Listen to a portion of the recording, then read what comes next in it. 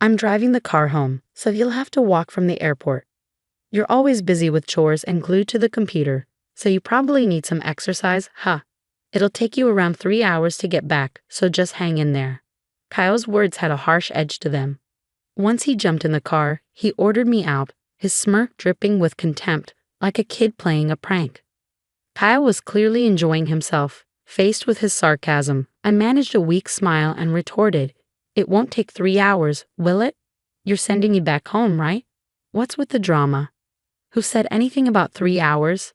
It's just a 9-minute walk to my new place." Kyle laughed heartily, clearly not buying my story. His laughter filled the car, mocking me, yet also revealing his doubt. There were all sorts of people around us. Businessmen in suits, families, elderly couples, young women, each with their own agenda. But Kyle, lost in his laughter, paid them no mind. It was like he was in his own world inside the car, oblivious to the hustle and bustle outside. He kept laughing, seemingly joyful but with a hint of darkness. Alice stopped trying to make me laugh. Do you really expect me to believe such an obvious lie? Quit the nonsense and start walking. It'll be dark soon if you don't hurry. Well, if you're so sure, why don't you come and see for yourself? It might wipe that smile off your face. But honestly, whether you believe me or not, it doesn't bother me at all. Fine. If you're that confident, prove it. But remember, there'll be consequences if you're lying, I challenged. Kyle's irritation was evident as his face twisted in annoyance, his brows furrowing. Kyle's irritation boiled over, his voice booming in the car, drawing surprised looks from those around us. Instead of feeling intimidated, I nearly burst into laughter, knowing Kyle was about to face his own nightmare. With renewed determination, I set off towards my new home. 9 minutes later, Kyle and I stood before an ordinary 12-story apartment building, 3 years old, with a view of departing planes. Kyle seemed taken aback by the building, but quickly masked his surprise with nonchalance. Alice, just admit it. You're lying about moving, aren't you? Stop before you get in trouble for trespassing. Stop fussing and come inside, I replied, though Kyle remained skeptical, following me with a dismissive grunt. Yet, as we rode the elevator to the 5th floor, I sensed unease in his eyes and tension around his mouth. His profile hinted at hidden concerns. Upon reaching the 5th floor and unlocking the apartment door, Kyle's facade crumbled. Anxiety gripped him, and he struggled to maintain confidence, which only made his fear more apparent. As the door swung open, Kyle began to tremble uncontrollably, his face a mixture of shock and fear. I couldn't contain my satisfaction seeing Kyle's reaction. It seemed like he was finally facing reality. "Why are my parents here?" Kyle exclaimed as we faced my angry in-laws. Their red faces hinted at the seriousness of the situation. "You were supposed to be on a trip today. Why are you here, Kyle?" "We set up a fake plan to catch you. We're siding with Alice." Despite their explanation, Kyle looked utterly bewildered. "Why go to all this trouble? Why punish me like this?" Kyle must have been flooded with questions. Sitting cautiously in front of his parents, he sought clarification, but confusion still clouded his expression. "Can someone explain clearly? I don't understand this ambush and punishment." "Stop lying, Kyle. We saw everything. How you left Alice at the airport to walk home." My father-in-law interjected, showing Kyle his smartphone screen. Kyle's eyes widened, sweat beading on his forehead within seconds. The screen showed our exchange at the airport, capturing the moment vividly. Kyle's mocking and loud voice echoed through the video. His expression shifted drastically as he watched, mouth tight, eyes avoiding the screen, realization dawning. Kyle trembled visibly, sweat glistening on his skin. My father-in-law quietly pocketed his phone, his gaze heavy with anger and disappointment. Tension filled the room. "I can't believe Dad recorded this. When did you even film it?" Kyle stammered, his voice strained. "It was at the airport earlier. We've been watching all along while you were in the car." My father-in-law replied calmly. At the airport, amidst the bustling crowd, Kyle's parents and I had strategically placed ourselves to witness the events firsthand. Kyle had walked straight into my trap, unaware. His parents observed him silently, the room heavy with anticipation. Finally, my mother-in-law broke the silence. "Kyle, we're shocked. How could you leave your spouse stranded at the airport like that?" It was just a heated argument. I didn't mean any harm," Kyle mumbled, his voice trailing off. "It's true, Abandoning the woman you love isn't right. Kyle, why are you laughing? Is this a joke? Kyle's father interrupted, his mother's glare intensifying. In that moment, Kyle froze, his face draining of color, like a deer caught in headlights. The room filled with a heavy, tense silence. Sensing the disappointment more than anger in his parents' expressions, I realized they held high expectations for Kyle. He had always been responsible and dedicated, facing challenges head-on. Everyone admired his character and expected great things from him. Yet beneath that facade was the reality of how he treated me, his wife. The revelation that their beloved son had mistreated his spouse was difficult for them to comprehend. Feeling their emotions, I knew it was time to reveal the truth to Kyle. Despite his father's stern gaze and his mother's subdued anger, I began to speak. Kyle, I've been struggling for a while now. Just 6 months into our marriage, you changed. You were always away on business trips, neglecting us. Then the bullying started, and I couldn't understand why until I discovered the truth. You've been having an affair. I've told your parents not only about the bullying but also about the affair. At the mention of the affair, Kyle's shocked silence shattered, his gaze piercing through me, almost causing me to falter. But Kyle's parents stepped in. Hold on, Kyle. I'll admit to the bullying. I may have gone too far at times. I didn't realize it then, but if it hurt you, Alice, I'm sorry. However, I haven't cheated. You should have evidence before making such serious accusations. I don't have evidence right now, but it's clear you're cheating, just like your father said. Denying it won't make it go away. Wouldn't it be better to come clean now and prevent more pain? What? Accusing me without proof? You're going to confuse my parents? Kyle protested, his usual defensive pattern emerging when his position was challenged. As the tension rose, the rest of us remained calm. I'll say it again. Denying it won't help, because I already know everything. I may not have proof now, but there's a witness. I'll call her here. Just wait. After the call, the intercom buzzed, and within 3 minutes, as the person entered, Kyle froze as if time had stopped. She's the witness. Her name is Karen. But Kyle, you probably recognize her, right? She's your affair partner. Karen has seen your true colors. She was at the airport with your parents. Wait, Karen? Why is she here? I didn't know about this, Kyle exclaimed. Through my investigation, I had discovered Kyle's affair with Karen, an employee from a client company. I had secretly contacted Karen, and our conversation revealed that Kyle had kept his marital status hidden from her during their relationship.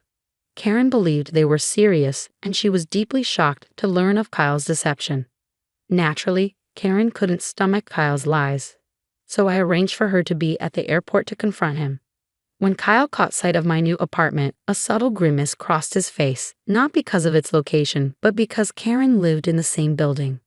Kyle probably never imagined I'd be in touch with Karen, which explained his feeble attempt to appear confident. However, his facade crumbled under scrutiny. In fact, my move to this apartment was calculated to bring me closer to Karen. Kyle, even my picking you up from the airport today was part of the plan to expose your true self. While I may not have physical evidence, Karen herself has confessed to the affair. I informed Kyle, a mixture of scorn and disdain coloring my words as I revealed the truth to my unsuspecting husband who had underestimated me. Kyle ended up revealing his true colors all on his own. He probably thought I was just a stay-at-home wife with a computer hobby, assuming his affair would never come to light. It's almost pathetic, really, how I didn't see through it until after we were married, blinded by the idea of a perfect marriage. But now, the truth is crystal clear. Kyle has done something unforgivable. He deceived me, his parents, and Karen, and even when confronted, he tried to deny it all. All Kyle can do now is own up to his mistakes and apologize as soon as possible. There's no way out of this. Denying it will only make things worse for him. Alice, don't you think you're going too far? Surveillance at the airport, an ambush at our new home, and moving into the same building as Karen all over an affair seems extreme, Kyle protested. You don't understand, Kyle. While you might see it as just an affair, your actions have warranted this extreme response. You cheated with Karen, bullied me, and made life unbearable, all while hiding your true self from your own parents.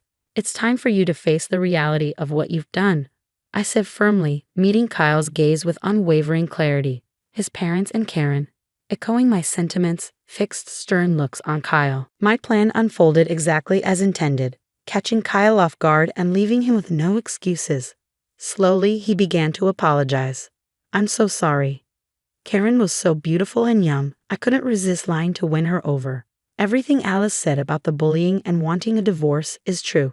I wanted Alice to be the one to initiate it," Kyle admitted, but before he could finish, my father-in-law erupted in rage.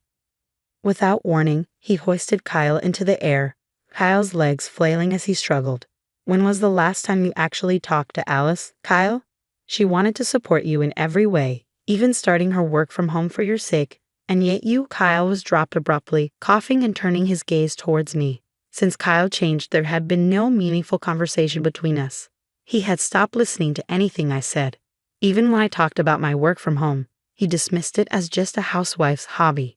"You've not only lied to Alice, Kyle, but also to Karen, deceiving and potentially ruining the life of a young woman," my father-in-law added sternly. "What a foolish thing to do," my mother-in-law said, her voice trembling as if she might burst into tears. And then there was Kyle, trembling himself, seemingly coming to a realization. His repeated apologies of "I'm so sorry" made it feel like we were dealing with a completely different person, showing genuine remorse. Though still angry, the in-laws appeared slightly relieved that Kyle was sincerely apologizing. "Alice, it's all my fault.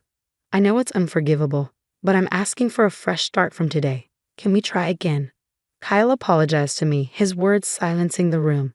However, my next actions shocked everyone. "Kyle, you're such a joke to your father, mother, and Karen. Isn't Kyle just ridiculous?" My laughter filled the room, even louder than Kyle's at the airport, leaving everyone puzzled. It may have seemed bizarre, but knowing everything, I couldn't help but laugh. As my laughter subsided, I pulled out a thick envelope from my bag and tossed it at Kyle. "What's this?" Kyle hastily grabbed the envelope, sensing something ominous. With a nervous swallow, he cautiously checked its contents. The moment he did, he trembled so violently it seemed the room itself shook. "That's the result of a separate investigation into your affairs, Kyle. Besides Karen, you were seeing other women during your travels," I revealed. "So essentially, these are your local wives across different regions?" My father-in-law questioned incredulously. "Local wives? Kyle, were you planning to deceive us even further?" Kyle's supposedly sincere apology was just a facade to prevent yet another affair from being exposed. His promises of change were nothing but lies. Perhaps he believed if he could just get through this moment, everything else would somehow sort itself out. If so, he was truly foolish. "Kyle, all you can do now is get a divorce and pay alimony. I never want to see your face again, so let's handle the rest through our lawyers. Don't try to fool me. You claimed there was no evidence, yet you deceived me. Who deceived whom first? Do you finally understand how it feels to be deceived? Damn it, Alice. You'll regret this, you know. A mere housewife like you won't survive on your own. Don't you dare come crawling back to me." Kyle abandoned his facade and approached menacingly, but his threats seemed laughable to me. It would be Kyle who would regret his actions, yet he left our new home with those final words, oblivious to what lay ahead. The tension in the room dissipated, and we all took a seat simultaneously. My in-laws and Karen offered heartfelt apologies. "Alice, we're so sorry for everything. It's our fault for not realizing sooner and causing you such distress. And Karen, we've troubled you deeply. We'll make sure Kyle takes responsibility. Just wait. We'll pursue him relentlessly if necessary. Please, everyone, no need for apologies. Thank you for supporting my plan. Kyle deserves to face the consequences, but there's no need for an extensive pursuit. He'll definitely reach out to us, without a doubt." My in-laws and Karen glanced at me with a slight smile, puzzled by my confidence. They hadn't fully grasped my plan yet, but it wasn't because of overconfidence or denial. It was a certainty I held deep within. I'll say it again.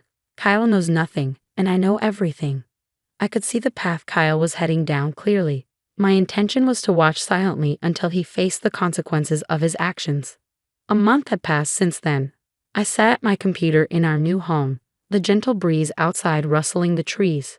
The serene silence was interrupted by my phone vibrating. The 100th missed call, all from my ex-husband. Taking a deep breath, I answered. As I held the smartphone to my ear, I could hear my ex-husband's voice, a mix of surprise, anxiety, and a glimmer of hope. Finally, you pick up. Why are you ignoring me when I'm in such trouble? Oh, you're in trouble, huh? What happened? I was deceived. One of these local wives turned out to be a scam artist. She took all my money, and now I'm being chased by some scary guys. It's really bad. That sounds tough. Good luck with that. Hey, don't hang up, please. I'm begging you. Just a little help. I've got no money, can't go home. I'm done for without you. Who said, don't come to me with regrets, never come crying back? I knew everything, including the fact you were being deceived, but I chose not to say anything. I thought it was pointless to tell you anything you wouldn't understand without experiencing the consequences firsthand. His voice faded from the call. Perhaps now, Kyle regretted his actions, but I refused to assist him. People like him couldn't grasp others' pain without facing it themselves. You only think of yourself. That's why you're in this situation. I have work to do, so don't call me again. What work? It's just your hobby. I didn't want to have to say this, but my annual income surpasses yours, Kyle. I found success as a web novelist, along with my blog, YouTube channel, and more. I can manage just fine on my own. What? You earn more than me. Wait, can you lend me a little money then? My ex-husband rambled, but I hung up and promptly blocked his number. His selfishness left me sighing deeply until the end. Later, I learned from my in-laws about his situation. Realizing he couldn't rely on me, he turned to them for help. However, they were already aware of his predicament and were furious once again. Despite their anger, he continued making excuses, resulting in his parents disarming him. With nowhere to turn, he fled, changing jobs and relocating. However, it seemed the threatening men pursued him to his new location.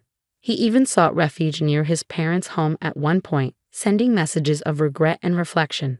But it was too late. His actions had consequences, and he bore the weight of that truth.